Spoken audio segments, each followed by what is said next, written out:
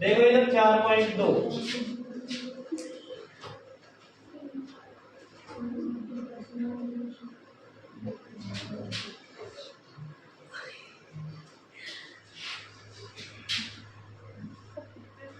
तो मिल जाएगी ना।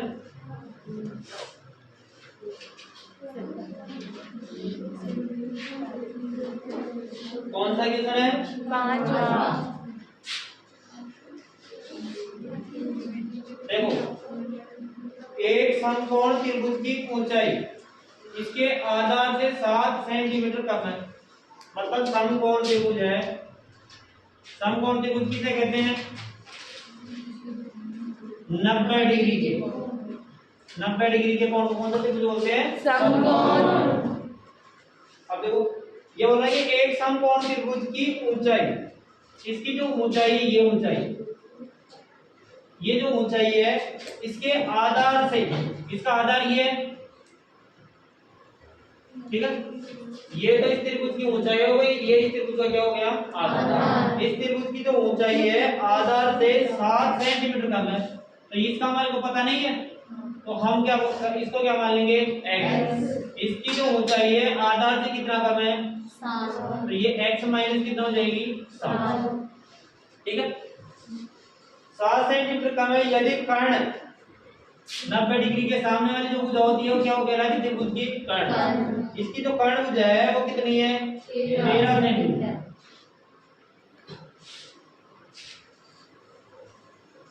हमारे से क्या पूछ रहा है? तो अन्य दो भुजाएं ज्ञात की, इसका आधार और क्या ज्ञात करना है? हमारे को लंब ज्ञात करना है, तो लिखेंगे माना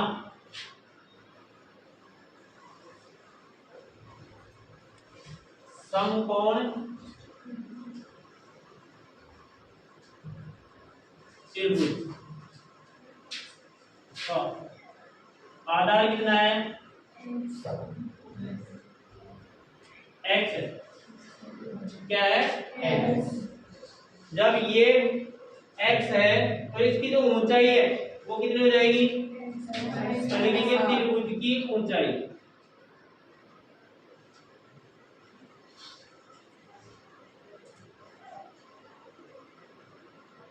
इसकी ऊंचाई कितनी हो जाएगी? x minus 7। और इसका जो कर्ण है त्रिभुज की कर्ण भुजा,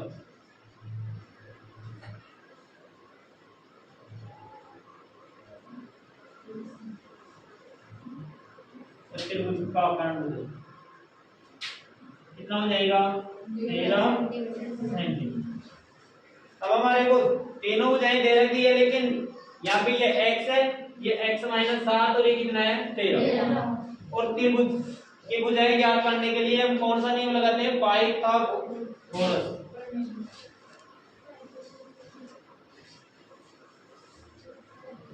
पाइथागोरस प्रमेय द्वारा, ठीक है। अब हमारे को कर्ण दे रखा है, तो आधार स्क्वायर प्लस लंब स्क्वायर बराबर क्या होता है? कर्ण का स्क्वायर। तो आधार स्क्वायर कितना हमारे पास? x है, तो x का क्या हो जाएगा? स्क्वायर। लंब स्क्वायर हमारे कितना है? x माइनस 7, इसका स्क्वायर। और कर्ण हमारे पास कितना है? 13, तो 13 का क्या कर देंगे? स्क्वायर। अब देखो x स्क्वायर क्या हो जाएगा? x स्क्वायर रहेगा, प्लस की जगह प्लस, ये हमारे पास क्या है? a minus b। देखो पहले इसको देखो, ये चर पद है, ये क्या है? अचर पद है। संख्या होती तो इसको क्या करके घटा के और स्क्वायर कर देते, लेकिन इसमें चर और अचर पद दोनों ही आ रहे हैं, बीच में किसका चिन्ह? माइनस का, तो इसको तो a मान लेंगे और इसको क्या मान लेंगे? b। और a माइनस b का जो फॉर्मूला वो क्या होता है? a square minus 2ab plus b square, ये होता है। तो यहाँ पे तो x का स्क्वायर तो x स्क्वायर कर लेंगे, यहाँ पे a मतलब x है, तो a स्क्वायर मतलब क्या हो जाएगा? x का स्क्वायर। माइनस की जगह माइनस, माइनस 2 की जगह 2 आ जाएगा।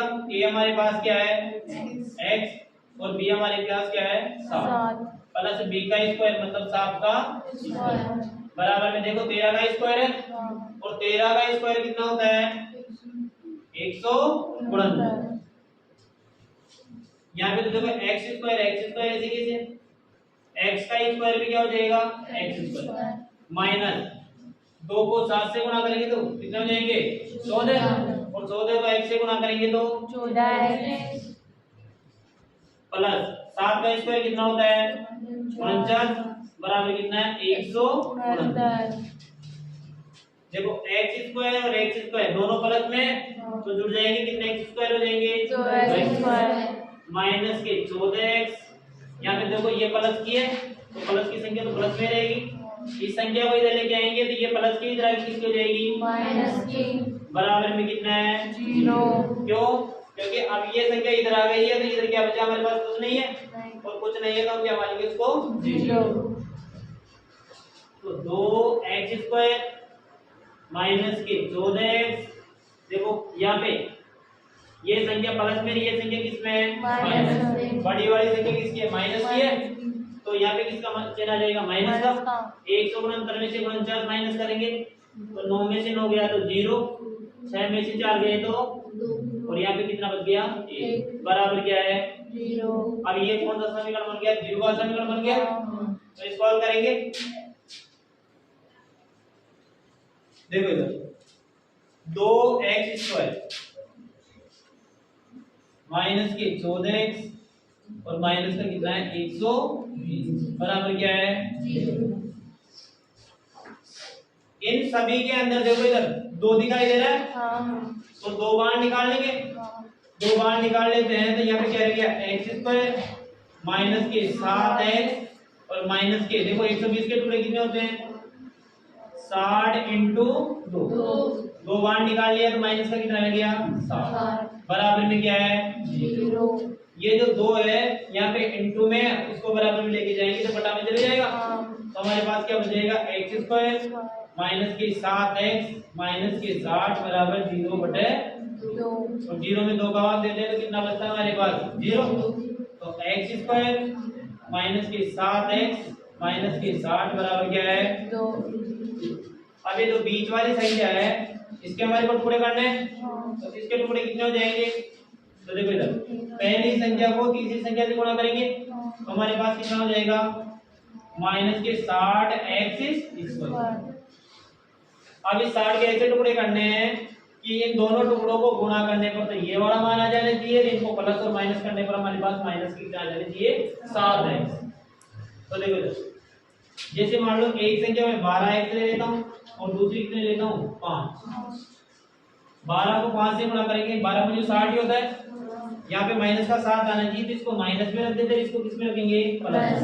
तो 12x में से 5x प्लस करते हैं माइनस के 12x में से प्लस के 5x करेंगे तो कितने हैं हमारे पास माइनस के 7 आते हैं तो हमारे पास इसके टुकड़े कितने हो गए x स्क्वायर माइनस के 12x और प्लस के और माइनस के कितने हैं 7 बराबर क्या है 0। देखो इधर हमारे पास इसके टुकड़े कितने हो गए x स्क्वायर माइनस के 12x प्लस के 5x और माइनस के कितने हैं बराबर है 0। दो संख्या की जोड़े बनाएंगे इन 2 संख्याओं के और इन दोनों में जो सम आया ना बाहर निकाल लेंगे तो x दोनों में आ रहा है x बाहर निकाल लिए तो यहाँ क्या बच गया x और माइनस के 12। अब देखो तो यहाँ पे माइनस के 60 है और यहाँ पे प्लस का कितना है 5। हमारे को क्या है 5 बार निकालना है तो प्लस के 5 यहाँ पे भी है तो यहाँ पे भी कितने प्लस के 5 क्योंकि देखो इधर हमने 60 के टुकड़े किए थे जब क्या आया था हमारे पास माइनस के तो 12 है और प्लस के कितना था 5 है तो प्लस का 5 है दोनों में से बाहर निकाल लेंगे बार तो यहाँ पे क्या रह गया x यहाँ से प्लस के 5 बाहर निकल गए तो हमारे पास कितना रहेगा माइनस के बराबर क्या है 0। अब देखो ये दोनों पर तो एक ही जैसे, तो x माइनस के 12 और इन दोनों का एक पद बनाने के x प्लस के बराबर क्या है 0।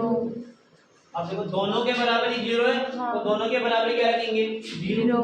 x माइनस 12 के बराबर भी 0 और x प्लस 5 के बराबर क्या है 0। दोनों के बराबर 0 रख दिया।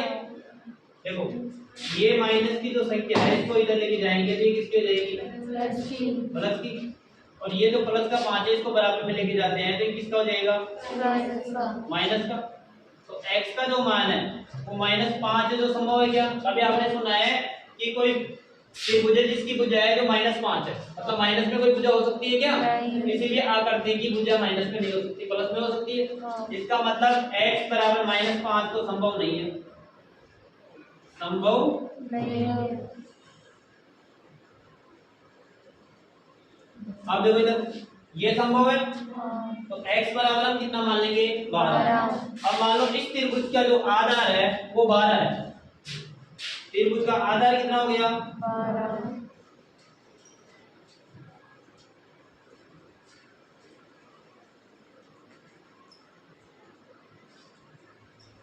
12 सेंटीमीटर है, तो इसकी जो लंबाई है वो कितनी हो जाएगी, सॉरी इसकी जो ऊंचाई है वो कितनी हो जाएगी।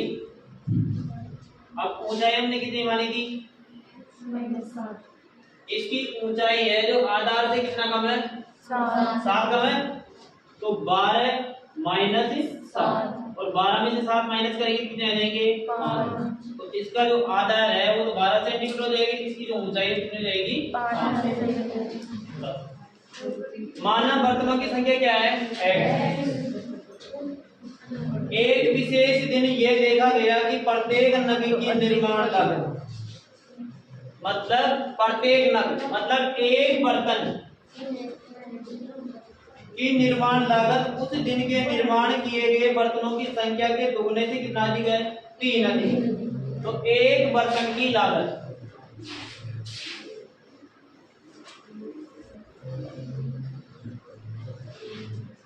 का मूल्य बोल दो या लागत बोल दो, एक ही बात है। तो एक बर्तन की जो लागत है जिस दिन बर्तन बनाए गए उनके दुगने से कितना अधिक है 3 अधिक है। मतलब एक बर्तन बनाने का जो खर्च है वो एक दिन ये देखा गया कि जिस दिन बर्तन बनाए तो बर्तनों की संख्या में क्या मानी है x, बर्तनों की संख्या के दुगने से कितना अधिक हुआ 3, मतलब जितने बर्तन बनाए गए उनके दुगने से कितना अधिक आ रही है और एक बर्तन की लागत 3 अधिक है। आगे किसम बोल रहा है यदि उस दिन की कुल निर्माण लागत प्रार्थना अनुसार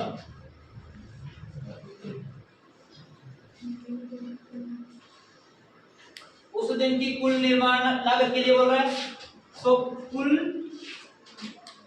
खर्च उस दिन का कुल खर्च कितना है 90 रुपए। अब देखो इधर एक बर्तन के मूल्य को कुल बर्तनों से इंटू कर दिया जाए तो हमारे पास कुल निर्माण लागत आ जाएगी। तो हमारे पास बर्तनों की संख्या क्या है x है, इसको एक बर्तन के मूल्य से इंटू कर दिया जाए तो कुल रुपए आ जाएंगे हमारे पास, आ जाएगा नहीं आ जाएगा। तो बर्तनों की संख्या और प्रत्येक नग की लागत पूछ रहा है। तो देखो इधर पहले तो कुल बर्तनों की संख्या को एक बर्तन के मूल्य से इंटू करने पर कुल लागत कितनी आ रही है 90। तो x को 2x से गुणा करेंगे तो कितना हो जाएगा 2x प्लस x को 3 से गुणा करेंगे तो 3x बराबर कितना है 90। ये जो संख्या है इसको भी इधर लेके आएंगे तो ये यहाँ पे प्लस की है, इधर की किसकी हो जाएगी माइनस की बराबर क्या है 0। और बीच वाली संख्या के टुकड़े करने तो बीच वाली संख्या के टुकड़े पहली संख्या को देखो इधर पहली संख्या को तीसरी संख्या से इंटू करेंगे तो 2x² को इंटू करेंगे माइनस के 90 से, तो 90 को 2 से गुणा करेंगे कितने आ जाएंगे 180, जो भी किसका माइनस का, क्योंकि प्लस और माइनस क्या होता है माइनस, और x² का x²। इसके ऐसे टुकड़े करने हैं कि गुणा करने पर तो माइनस के 180 एक्स स्क्वायर आ जाए, और इन दोनों को प्लस और माइनस करने पर हमारे पास प्लस की कितने आने चाहिए? 3 है। तो कौन सी संख्या है इसकी? 15 और 12। तो 15x प्लस के और 12x माइनस के। देखो इंटू करके देखते हैं बस। 15 को 12 से इंटू करते हैं तो 12 पंजे 60, 12 और 6 कितने होते हैं? 18। देखो इन दोनों को गुणा करने पर 180 आ रहा है, और 15x में से माइनस के 12x करते हैं तो प्लस के 3x आ रहे हैं नहीं है? तो बीच वाली संख्या के टुकड़े कितने हो जाएंगे? 2x स्क्वायर प्लस के 15x माइनस के 12x और माइनस के 9 बराबर क्या है? 0। अब देखो इन दोनों में क्या समान दिख रहा है हमारे को? x दिख रहा है। x को हम बाहर निकाल लेंगे तो यहाँ पे क्या रह गया? 2x और प्लस के 15। इन दोनों में क्या समान है? तो देखो माइनस के 12x और इसमें भी माइनस के कितने हैं? 12। देखो जब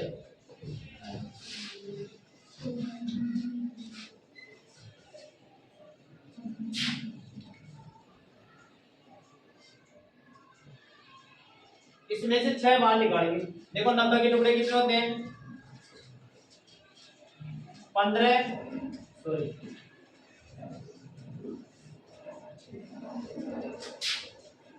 15 इंटू 6, 15 से कितने होते हैं? 90। एक संख्या प्लस की एक किसकी होनी चाहिए? माइनस की। तो जैसे प्लस 15 प्लस का है तो माइनस के कितने हो जाएंगे? 6। और यहाँ पे जो 12 है माइनस के, इसके भी टुकड़े कर लेते हैं तो माइनस 12 के टुकड़े कितने हो जाएंगे? 6।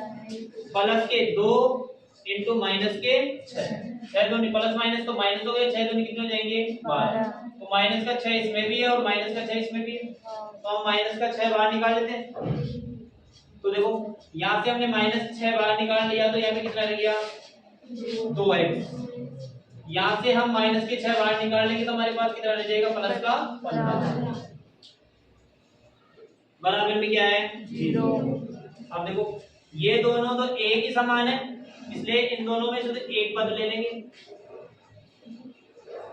ये दोनों अलग अलग है, इसका एक पद बना लेंगे और बराबर क्या है? 0। दोनों के बराबर क्या रखना हमारे को? 0। तो दोनों के बराबर शून्य रखेंगे तो 2x प्लस 15 बराबर भी 0 और x माइनस 6 के बराबर क्या रखना है? 0। ये 15 है तो बराबर में जाएगा किसका हो जाएगा? माइनस का। तो माइनस के 15 और ये संख्या इंटू में तो किस में जाएगी? बटा में। तो माइनस के 15 बटे 2। ये जो माइनस का 6 है इसको बराबर में लेके जाएंगे तो प्लस की कितने हो जाएंगे? 6। अब माइनस के 15 बटे 2 तो संभव हो सकता है क्या? अरे बर्तनों की संख्या माइनस में हो सकती है क्या? नहीं। तो ये तो संभव नहीं है। तो हम क्या मान ले लेंगे? x के बराबर। x बराबर कितना लेंगे? 6। तो लिखेंगे कि x बराबर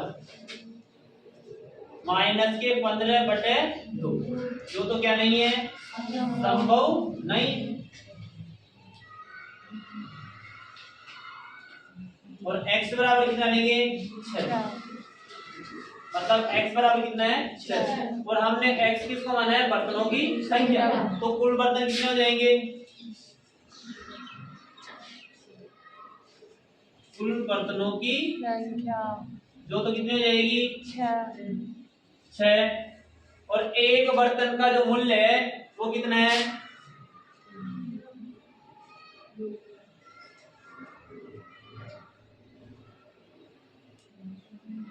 2।